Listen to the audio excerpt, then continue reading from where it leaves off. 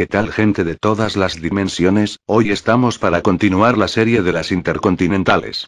Hoy hablaremos de las ediciones de 1962, 1964 y 1966, y si hay tiempo, la de 1968. Así que bien, empecemos. Copa Intercontinental de 1962. Este es el primer torneo con tantos goles.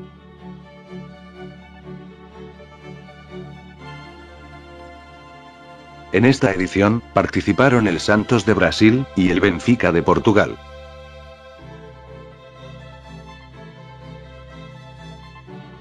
El Santos participó de la edición de 1962, de la Copa de Campeones de América, que contó con la participación de 10 equipos, de 9 países distintos.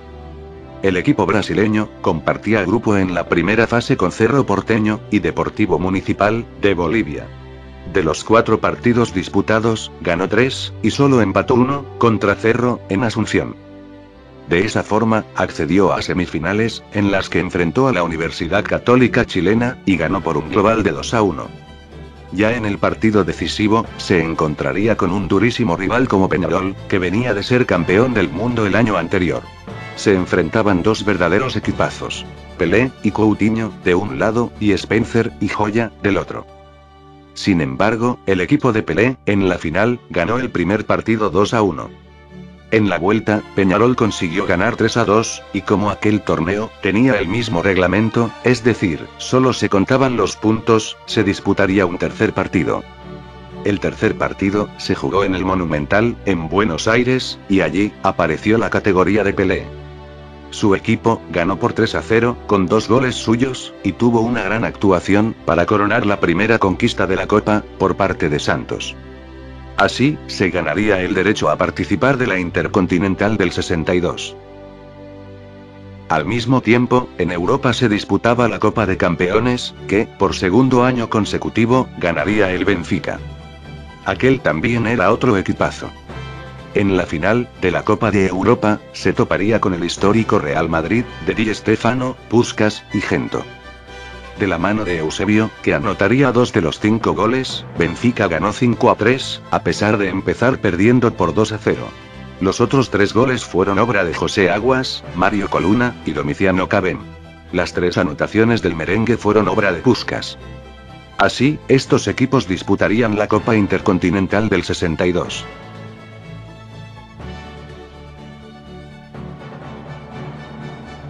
La primera final se jugó en el Estadio Maracaná, el 19 de septiembre, con 90.000 espectadores.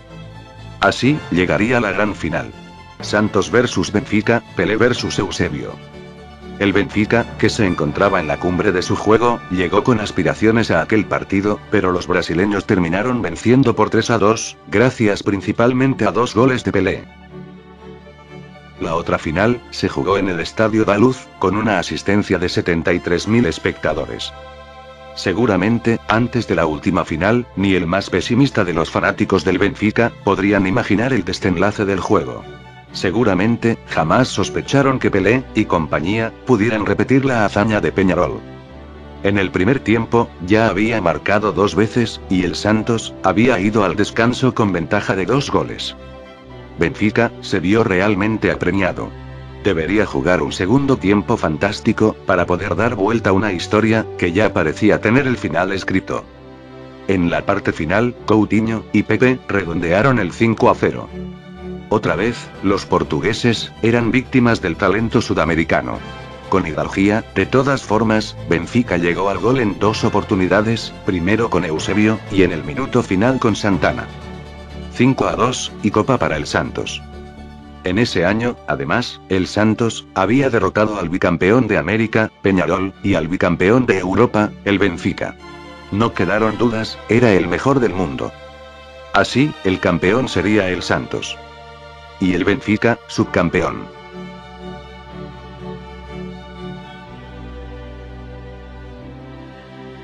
Pelé. Sin dudas. Este jugador fue desequilibrante en ambos partidos, hasta el punto de convertir 5 goles, entre ambos partidos. Fue el goleador del torneo, para darle al Santos su primer título intercontinental.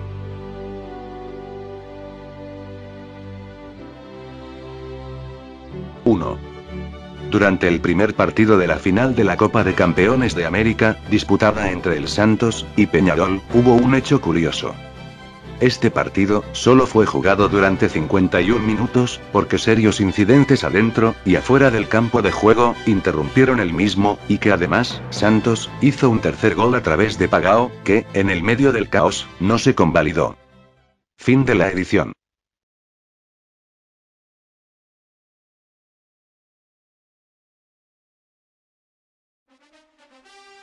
Copa Intercontinental de 1964.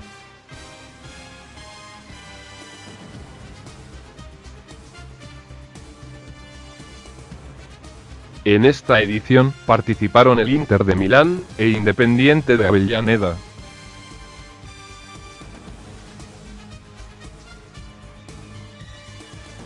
La Copa de Europa de 1964, era el gran objetivo para Helenio Herrera, el entrenador por aquel entonces del Inter, y uno de los representantes del Catenaccio.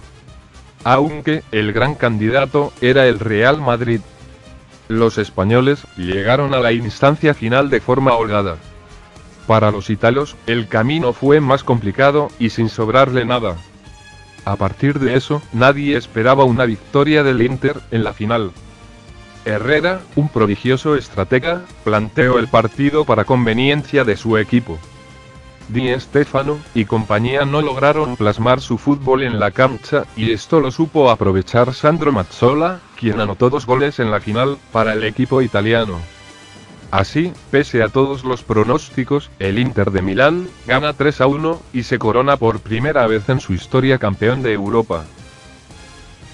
Por su parte, en Sudamérica, comienza la historia gloriosa de Independiente de Avellaneda, a nivel internacional. Con la participación de 11 equipos, de 10 países, en la Copa, el rojo pasó la primera ronda, ante Millonarios de Colombia, y Alianza Lima de Perú. En semis, lo esperaba uno de los mejores equipos de la historia, el Santos de Pelé. Pero con victorias en Brasil y Argentina, el rojo alcanza la final de la Copa de Campeones de América. Nacional de Montevideo, lo esperaba en esa instancia. La única diferencia en la serie la sacó Mario Rodríguez, en Avellaneda, para la victoria roja, por 1-0, y así coronarse como rey de América. Y pues, es así como se ganaron el derecho a disputar la Intercontinental del 64.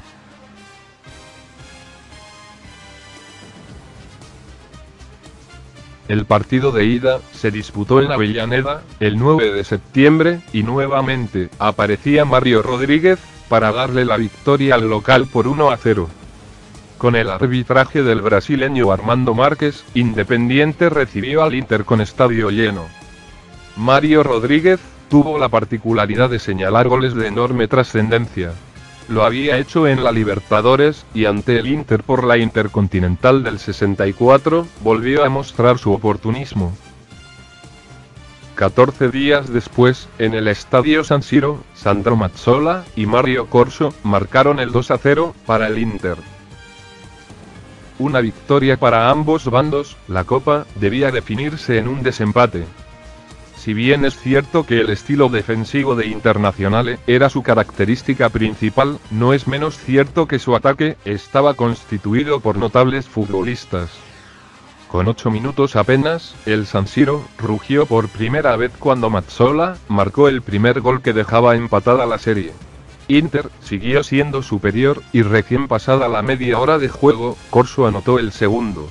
Con la ventaja, y su gran vocación defensiva, Inter no tuvo problemas en llegar al final del encuentro con el triunfo, obligando a la realización de un tercer partido, programado para jugarse en el Estadio Santiago Bernabéu, en la capital española.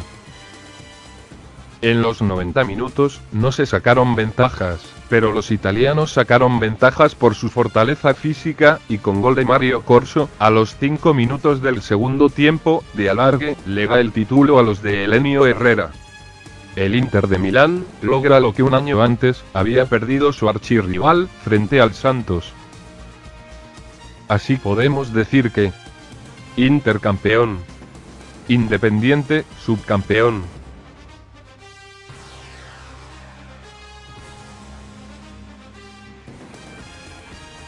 Para este certamen, debemos mencionar a Mario Corso, quien, además de anotar el gol que le dio el título al Inter, también anotó el segundo gol del segundo partido. Es por este jugador, que el Inter se consagró por primera vez campeón del mundo. Fin de esta edición.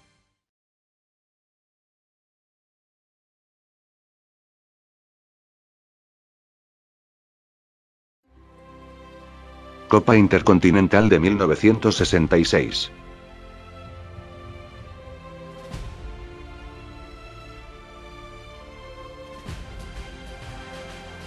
En esta edición, participaron Peñarol y el Real Madrid, siendo esta una especie de revancha de la Intercontinental del 60.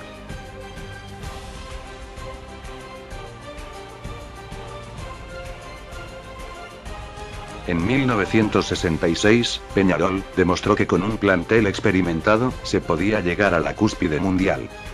Con jugadores jóvenes como Mazurkiewicz y Forlán, más la experiencia de Spencer, Abadie, Lezcano y Goncalves, entre otros, conformó un equipo sólido en todas sus líneas.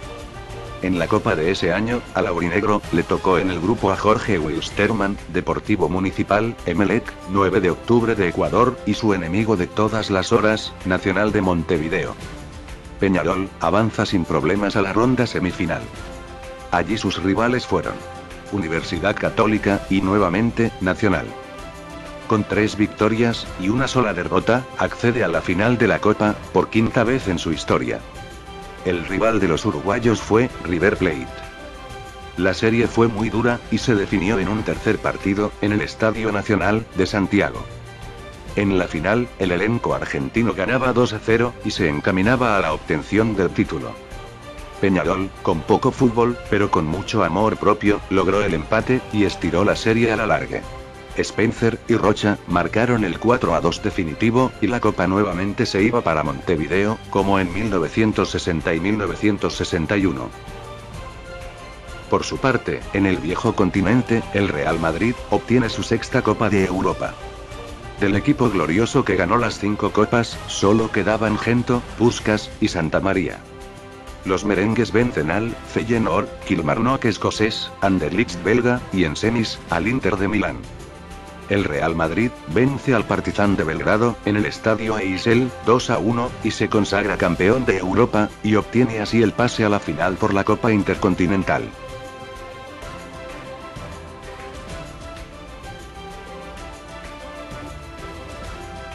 La primera final se jugó el 12 de octubre, en el Estadio Centenario de Montevideo, ante 60.000 espectadores. Con 2 goles de Spencer, a los 39, y a los 79, Peñarol aseguraba el primer partido, y viajaba con muchas expectativas para la revancha. El 26 de octubre de 1966, Peñarol se coronaba bicampeón del mundo, tras derrotar nuevamente al Real Madrid, esta vez, en tierras españolas.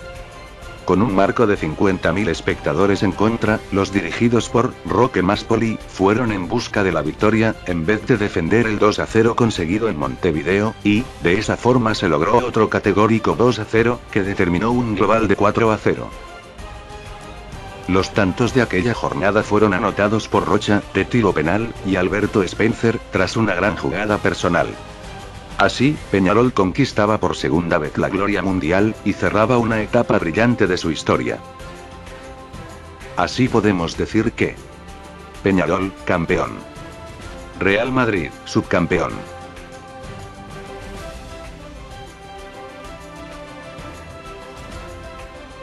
Aquí, vamos a destacar a Spencer. El ecuatoriano, Alberto Pedro Spencer, un goleador nato, desempeñó la mayor parte de su carrera en el Peñarol. Alto, delgado, ágil, y temible de cabeza, este ecuatoriano originario de Ancón, gozó de todos los honores en Uruguay.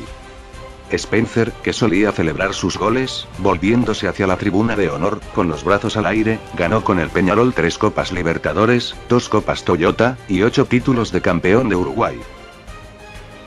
Finalmente, en 3 Copas Toyota, obtuvo 6 goles, es decir, solo uno menos que el récord de la categoría, un tal Pelé, autor de 7 tantos con el Santos, en 1962 y 1963. Fin de la edición.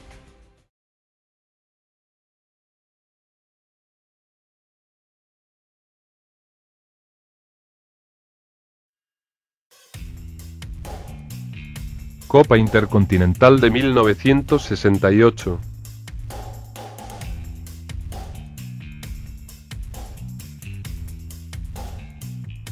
En esta edición, participaron el Manchester United y Estudiantes de La Plata de Argentina.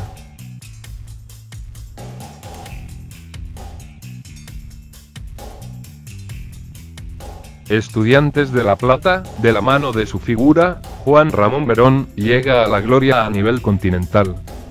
Osvaldo Zubeldía formó un equipo revolucionario para la época.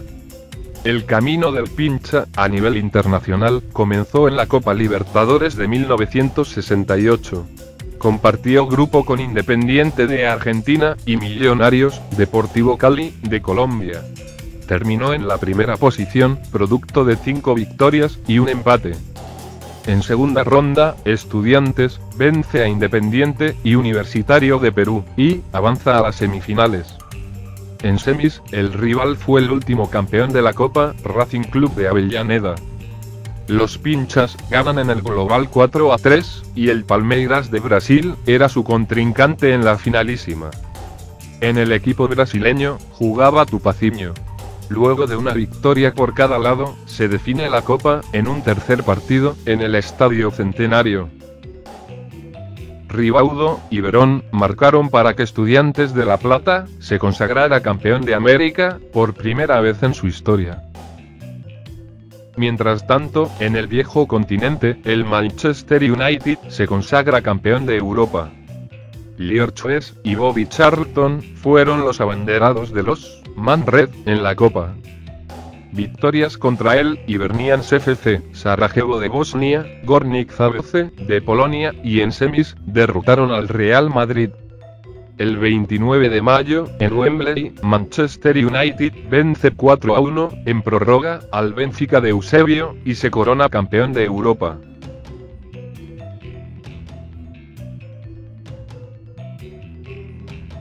Dos estilos opuestos se enfrentaban. Por un lado, los de Zubeldía, tildados de antifútbol, y de tener un juego malintencionado con el rival. Por otro lado, los ingleses, que se caracterizaban por el buen manejo de pelota, y con jugadores de selección. La ida se disputó el 25 de septiembre, en la Bombonera, con casi 25.000 espectadores. El estadio lució colmado, si bien la venta de entrada tira el número de 25.000 entradas vendidas, se dice que se movilizaron 65.000 pincharratas a la Bombonera. Estudiantes de La Plata, con gol de Marcos Conigliaro, vencen 1-0 al Manchester United en el primer partido. El Old Trafford, el teatro de los sueños, fue el escenario que hospedó el partido de vuelta de la Intercontinental del 68, 3 semanas después del partido de ida, el 16 de octubre de 1968. Los británicos llegan confiados para la revancha, por la exigua diferencia que habían obtenido los argentinos. A solo 7 minutos del primer tiempo, Juan Ramón Verón daba la sorpresa en suelo británico.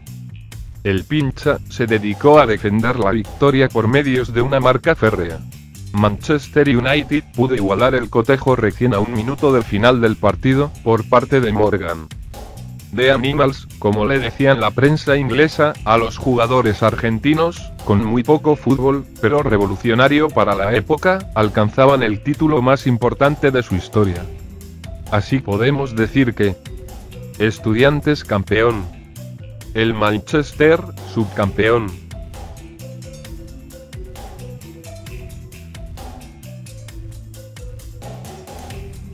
En esta ocasión, no vamos a destacar a un jugador, sino a un director técnico. Estudiantes de La Plata estaba siendo entrenado por Osvaldo Zubeldía, quien había comenzado a usar los novedosos métodos europeos en los entrenamientos. Hasta entonces, las barreras se habían colocado mirando a la portería, y él las giró e introdujo los lanzamientos de córners a pierna cambiada. La preparación física de los equipos argentinos había pasado desapercibida hasta aquel momento, al igual que el tratamiento de la táctica. Gracias a él, el plantel contó con una nueva técnica que pulir en los entrenamientos: la provocación al rival. No se cortaban durante los partidos. asfixiaban a los árbitros, en busca de su propio beneficio, pellizcaban a los rivales durante las faltas, y reclamaban cualquier jugada por insignificante que fuera. Estas fueron cosas que causaron el repudio en los rivales. Sin embargo, parece ser que la táctica les funcionó para ser campeones del mundo. Fin de esta parte.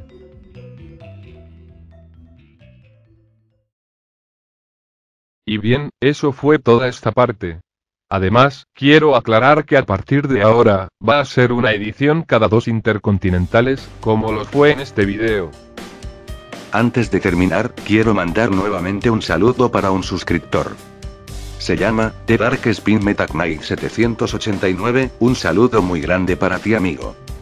Y bueno, gente, eso fue este video, nos veremos en la siguiente parte.